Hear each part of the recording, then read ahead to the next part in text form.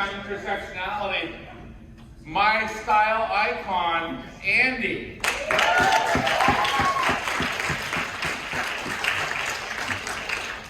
Hello, thank you everyone for coming to my lecture. So, my name is Andy, and today I'll be talking about how the inclusion of intersectionality is transforming the future of storytelling, how to do it tastefully as writers, and the importance of relatability and representation in modern storytelling. So, what is intersectionality? Intersectionality is the concept that various factors of identity, such as race, gender, class, sexuality, and other forms of identity overlap to create unique experiences of discrimination and privilege. Coined by Kimberly Crenshaw in 1989 to describe how Black women experience discrimination, not just as Black people, but as Black women. A distinct experience shaped by both racism and sexism at the same time. Crenshaw's model reviews how multiple identity intersections create unique vulnerabilities and disadvantages not experienced by those with single identities. Intersections of me. So, I am 24, Vietnamese American, gay, male, and I come from the Inland Empire of California. In a storytelling lens, in these intersections, there's information that can be unraveled, such as how the Vietnamese population is only 0.4% in the Inland Empire. I'm also a first-generation Vietnamese American, as my parents immigrated here before I was born, also in the Inland Empire. The cities that I was born and raised in were historically sundown towns, targeted Black and Latinx and Asian communities. So, what do these intersections have anything to do with storytelling? What does intersectionality in storytelling even look like? These stories showcase the overlapping of identities. These are not just character descriptions. These intersecting identities create a different and specific experience rather than just the experience of a single one. Often, they include and involve culture and history that are tied to the multiple intersections of the characters' identities. This overlapping aids the complex character development that occurs as the story progresses. They also integrate systemic issues.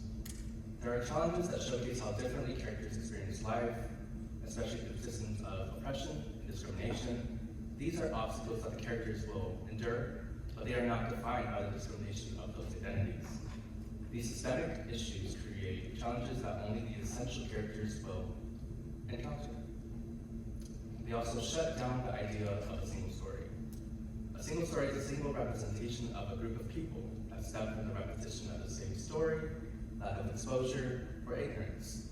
Some of the most popular single stories are the Asian dragon lady, like Lucy Liu in Kill Bill, the sassy Black best friend, Stacey Dash in Clueless, the Latina maid, Jennifer Lopez in Made in Manhattan, the magical Black man, Will Smith in The Legend of Badger Vance, or the singular campy drag queen, Divine in Hairspray. The list goes on. But now, imagine those characters if they had the same amount of character development and depth as their white counterpart. Now that, to me, the story worth telling is all due to the acknowledgement of intersectionality. Although these are films, these are popular stories and archetypes that influence all storytelling mediums, such as fiction. You can argue that these single stories open doors for underrepresented people, but it also reinforces stereotypes. Single stories rob people of dignity. Intersectional stories give people the chance to be understood. All of these points create a positive isolation for characters to be in the book, as well as the protagonist to be the main character. So, why now? Has intersectionality always exists? Yes. Has it always existed in storytelling? Well, yes. Intersectionality has always been here, but the concept now has a name. Post-2020, there has been a demand for representation along all lines of media. It is a privilege to be able to write, as the literary world is comprised of 75% white authors who are older than 30. These are the writers who are creating the media we consume at the moment. What is this looking like for younger generations like Gen Z? According to this recent report conducted by UCLA, tweens, teens, and young adults want to experience stories of relatability. We want to see ourselves in the media we are consuming. There's a demand that comes with representation along all lines of these intersections of identity. How do you create, write, and develop with the concept of relatability and intersectionality in mind? So these are the needs of inclusion of intersectionality. The inclusion of intersectionality should not be implemented for brownie points. This causes the token character trope. This is a big reason why there's a failure to write full-body characters. The inclusion of intersectionality must reveal importance. It must reveal something in the plot, in the story, in the character that we could have not known without this inclusion, such as familial history, cultural history, geographical history, or upbringing. It should also progress the plot. Intersections create specific challenges that will help the character come to terms with their identity and being. Systemic issues and societal expectations are often the root of these challenges. It should also isolate gladness from other characters and their environment. There's a reason why a main character is a main character, and that's because they're different from anyone else in the story. From the way that they think, the way they are perceived, and the way that they move in the world that's being developed in this book. That being said, the inclusion of intersectionality and identity in storytelling should not feel like a checklist. It should feel like an approach to further the story and create more nuance. My first example is More Happy Than Not by Silvera. Aaron Soto is 16 years old, gay, Puerto Rican, and from the Bronx, New York. Aaron is dealing with his father's suicide, grief, and the inevitable complications that come with being a teenager. After the death of his father, his mother is constantly working, his girlfriend's out of state, and he's left alone to grapple with the inevitable loneliness and depression that comes with grief, especially at this very young age. During this time, he meets a new friend named Thomas. They spend time together, and over time, he starts questioning his sexuality as he begins to develop feelings towards him. In this world that Silvera creates, there's a procedure that erases unwanted memories, the Lateo procedure. Now, because Thomas denies him of a kiss because he's straight, Aaron finally considers the procedure. Very, very on brand for a teenager, here I say. And he comes out to his mom and convinces her to let him go get a consultation at the procedure facility. And she agrees. But after the consultation, he gets shocked by his childhood friends from the projects. And the physical trauma that they inflict on him reveals something that we do not know, that he doesn't even know, that he had already gone through the procedure. These memories involve sexuality, and they come back in fragments from his childhood, him getting kicked out by his dad after coming out, which led to his suicide, and his previous boyfriend that he had before him. He cannot get rid of his sexuality or get any intersection of his identity. The homophobia from his childhood friends from these projects is caused by social class, underprivileged geographical areas. There's also an emphasis of the damaging idea of masculinity in his culture through the memories that he's gaining back. And there's also an idea of the denial of mental health. Silvera wrote a book on what it would look like if we were to remove one intersection in our identity, and the rest of our identity will crumble. Never Have Gladness by Ocean Ball. Hai, who is the main protagonist, is 19 years old, queer, Vietnamese American from East Gladness, Connecticut. Hai is on the brink of jumping off a bridge, but is stopped by an elderly Lithuanian woman named Grazina. They develop an unlikely friendship, becomes her caretaker as she's dealing with dementia, but somehow she is also his caretaker as he's struggling with addiction. He finds chosen family through his regular job at a diner, and his coworkers who come from different backgrounds and intersections become his family.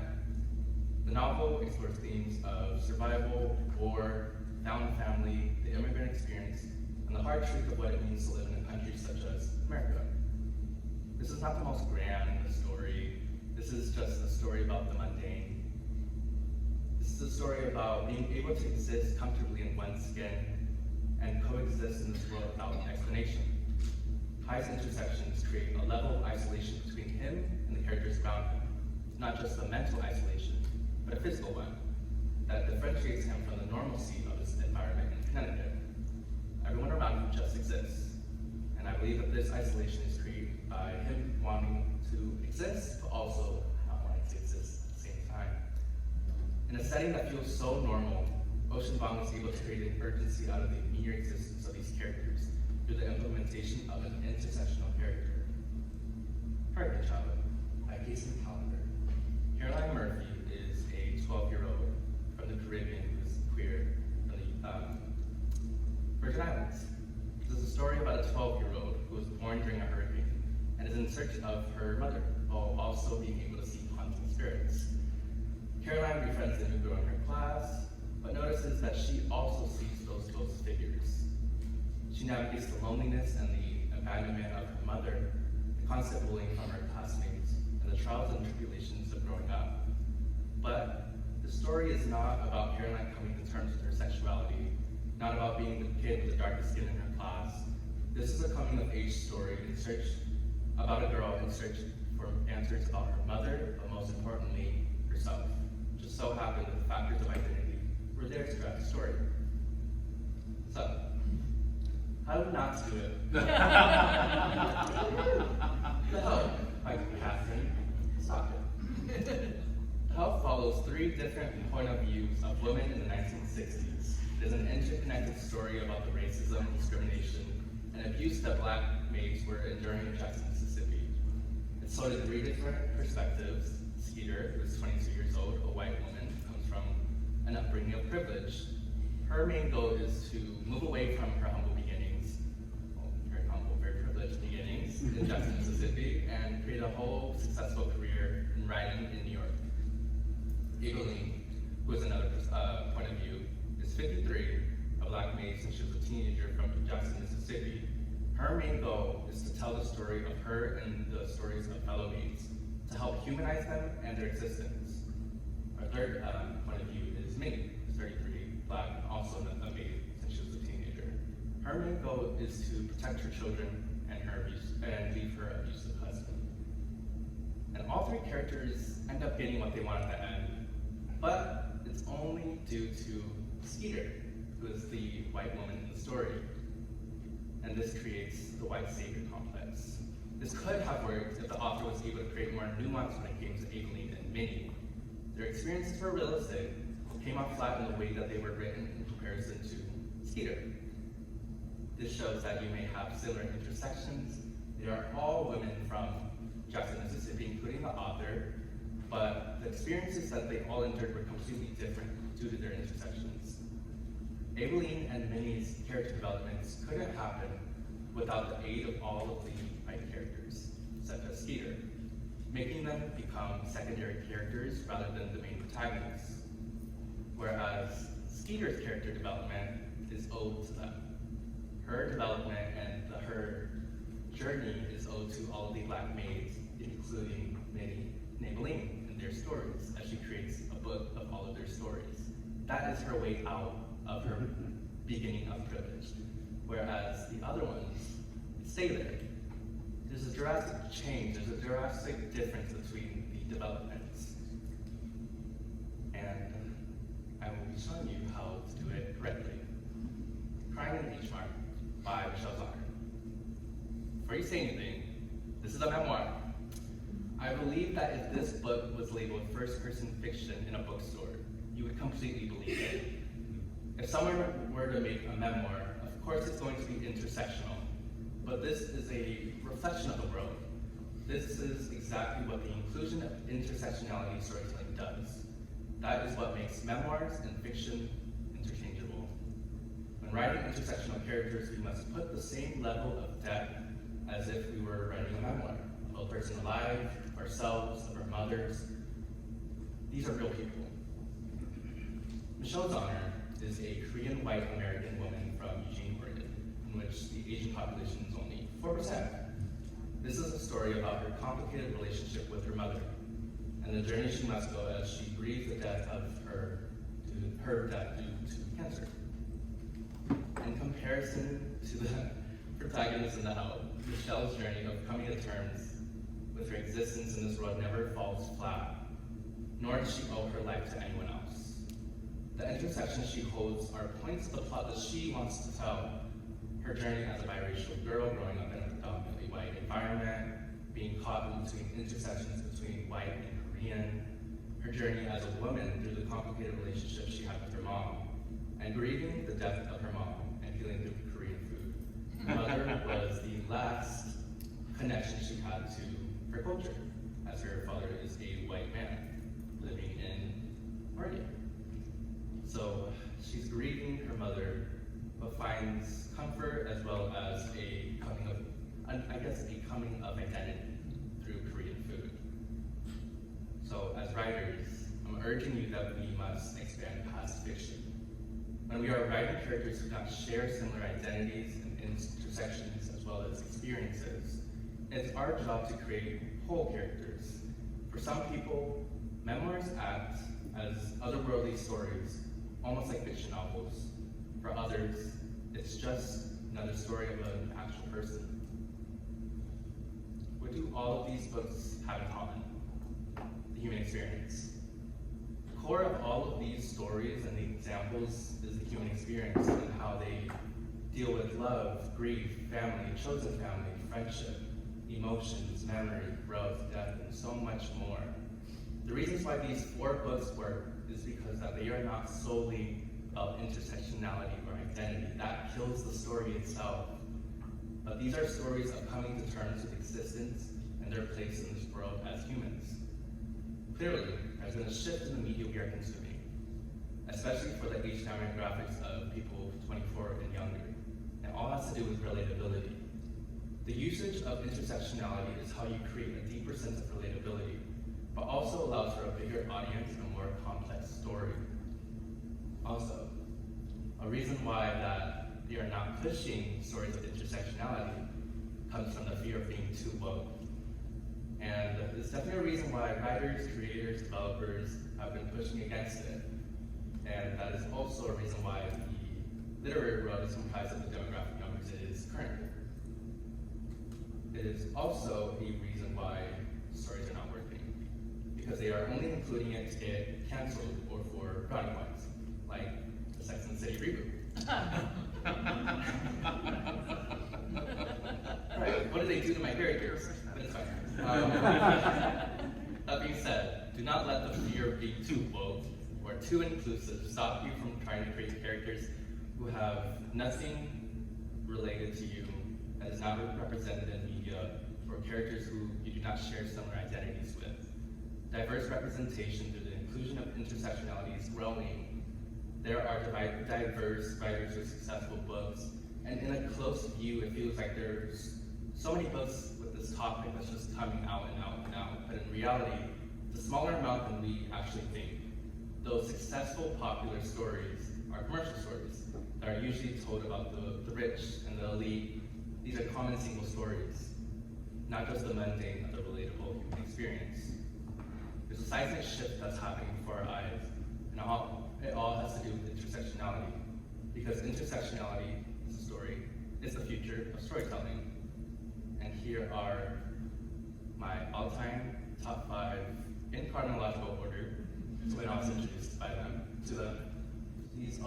This is a memoir, 2 novels, and a show and a movie that have really changed the way that I have developed, created, and consumed media.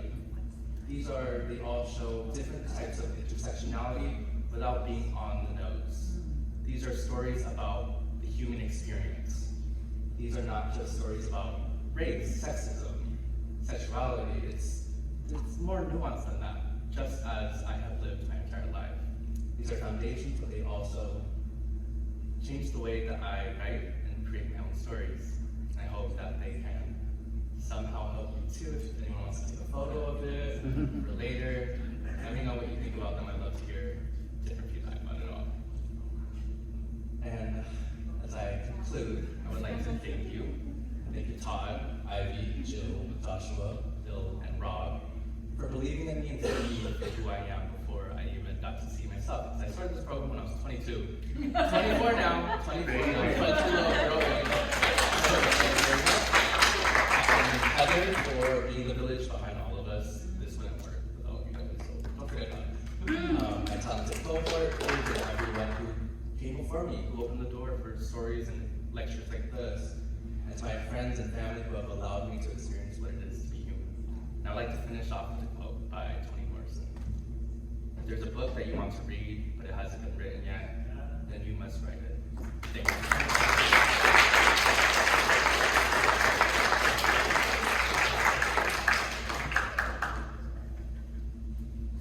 Questions? Just real quick, Yes. on your slide with your top 5, what is that? I think it was the movie on the end. Yes. I couldn't read it from That is Itu Mama Kamia. What is Itu Mama Kamia? Yes. It is directed by the same director as Gravity. I don't know if you guys know with Sandra Bullock. But it is a story about 3 characters in Mexico, and they are in search of a beach that they don't know if it's actually there or not. But it kind of goes through, there's a lot of beeline stories, which is a big thing that I really felt inclined by. There's stories about them coming of age as they're teenagers. There's a story about, I don't want to spoil it, but all 3 of them are going through different things and figuring themselves out in their places in this world, while subconsciously we are being taught about the state of the political and economic background of Mexico at the time. So, yeah, I recommend that one. It's cool. Good job. I have a question, which is, like, I've tried, not so much in the book that I'm working on, but in other things, I've tried to write from a character's point of view who is completely different from me. But I don't want to be insulting, I don't want to presume anything. What do you think is the best way for someone to do that effectively? Or to include a character who's very different from them? I would suggest, one, research. You can always research, but like they said, you have to read the stories by these type of people, whether it's a characteristic trait, whether it's a identity trait. It's always nice to, I guess, indulge in stories that pertain to those differences that you have in characters, but also think about the, I guess, social aspect to it. How can you do this incorrectly? How can you do this correctly? There's a lot out there. The internet is becoming more and more popular, and we should be using it to our advantage instead of pushing back. And that's one of the suggestions that I would have. That answers your question. So, yeah, kind of. I mean, I'm wondering about, do you meet with people who are like the character you want to write? And how do you get that? Or you have them review those portions to make sure they're... I definitely think you could. I think it's one thing to experience or at least be in close proximity to those that you are writing about, even if it's different. But I think if you have colleagues, peers, friends outside of your community who share those same traits, I don't see why you couldn't talk to them about it, but also you have to be wary on the idea of you coming to them and telling me, tell me about your sob story, tell me about your trauma story, because you think that they have that, but they might not even have that. So if they're writing stories about things that you would want your characters to be, all for it.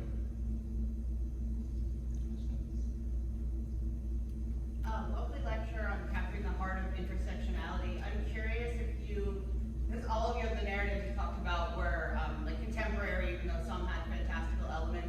Do you see intersectionality playing a part in like fantasy or sci-fi, even though they're fictional worlds? I do. Like an example, Sinners. When you think of Sinners, it's about vampires, right? But underlying the plots of vampires, it's culture, it's racism, it's segregation. There's all these different factors that are interwoven into the story, depending on who's watching or interpreting it. It's going to shift on how, it's going to make a difference on how they're perceived. But it's making its way. I definitely think it's for the better. It only grounds these otherworldly concepts and people and characters even more to the root of what they are trying to portray, and that is being alive. Any other questions? I would go first. No, go ahead. I was interested in your. Yeah, I know for hours. I was interested in your inclusion of high fidelity. Yes. In your, because have you read the book? I have read the book. It's the whitest shit on earth. I know. Okay, so, okay, no, I mean, I happen to love it, you know, that I came of age and reading those things, but I'm wondering if you have thoughts on the transformation from like white navel gazing middle-aged guy talking about his record collection, Which I think is fine. I know, totally. We're older. To something that you consider it in one of your fundamental, foundational, intersectional narratives. So, I watched the show first. Yeah. And I went back and Were you surprised? by the show or the book? Oh, yeah. Yeah. Especially with the book cover, the recent one has Zoe Kravitz plastered on it.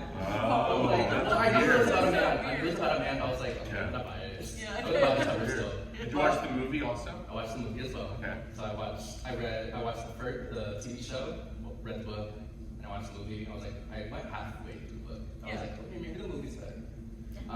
Really cool. But yeah, when I read it, coming from where I come from, and my intersections, the main protagonist just sounded excruciating. Other than all of his interests, like great, I love the dynamics between the different people, but his voice was killing me. It was killing me. And I was like, okay, how did this come from this? And there's complete similar parallels to it all. But I think in the TV show, Rob, because it goes from Robert to Robin, she's able to show that same voice, but you have a little more sympathy towards her. There's more of a humanistic approach to it.